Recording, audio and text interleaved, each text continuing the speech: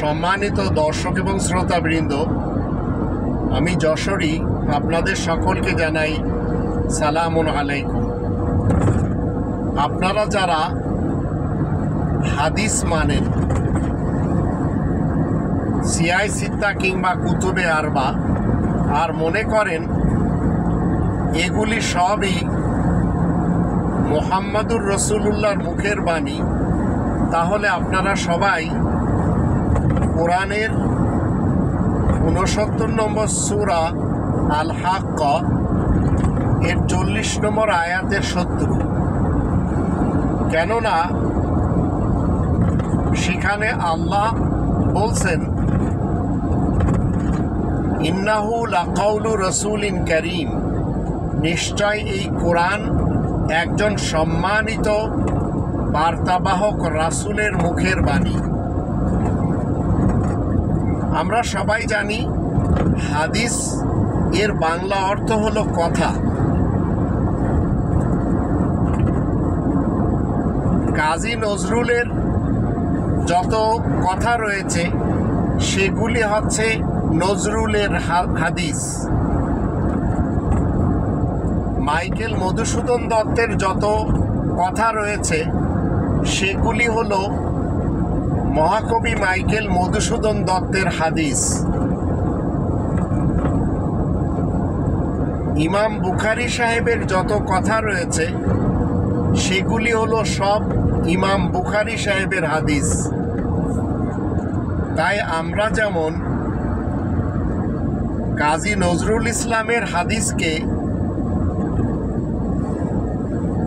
মহাকবি মাইকেল মধুসূদন দত্তের হাদিস বলতে পারবো না বা কথা বলতে পারবো না, তদ্রূপ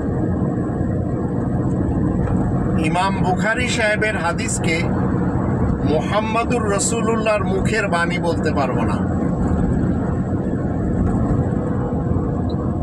এই ছোট্ট একটি যুক্তি বা লজিক যদি আপনাদের বুঝে আসে, তাহলে মনে রাখবেন বিশাল জঞ্জল এবং বিশাল জড়তা থেকে আপনি বেঁচে গেলেন।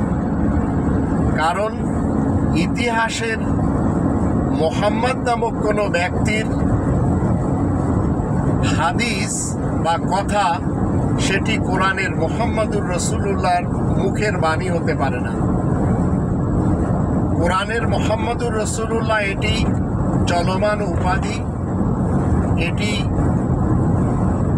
এমন একটি পদবি, এটি এমন একটি ডিগ্রি যেটা আয়াত প্রচারের কারণে প্রশংসিত হয়ে মুহাম্মদ হতে হয় এবং আল্লাহ তাআলার বার্তাবাহক রাসূল হতে হয়, যেটা ইতিহাসের কোনো মুহাম্মদ নামক ব্যক্তি পারে না। তবেই তো 33 নম্বর সূরা আল আহজাব এর 40 নম্বর আয়াতে বলা হচ্ছে, মা কানা মুহাম্মাদুন আবা আহাদিম মির রিজালিকুম ওয়ালাকিন রাসূলুল্লাহি ওয়া খাতামান নাবিয়্যিন ওয়া কানা আল্লাহু বিকুল্লি শাইইন আলিমা। আয়াত প্রচারের কারণে প্রশংসিত উপাধি ধারণকারী মুহাম্মদ তোমাদের মধ্যকার কোনো পুরুষের বাবা, দাদা, নানা, পরনানা নয়, কিন্তু মুহাম্মদ আল্লাহ তাআলার বার্তাবাহক রাসূল এবং সকল বিশেষ খবরদাতা নবীদের সিলমোহর। আর আল্লাহ সব কিছু বেশ ভালো করেই জানেন। মনে রাখবেন, কোরআনের ইসলামের সাথে হাদিসের এবং ইতিহাসের কোনো কিছুকে ইসলামী আমরা মনে করতে পারবো না।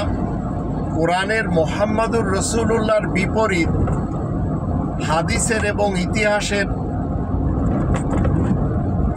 মুহাম্মদকে মুহাম্মাদুর রাসূলুল্লাহ বলতে পারবো না। এটি হচ্ছে ন্যায্য কথা। আশা করি আপনারা বুঝতে পেরেছেন।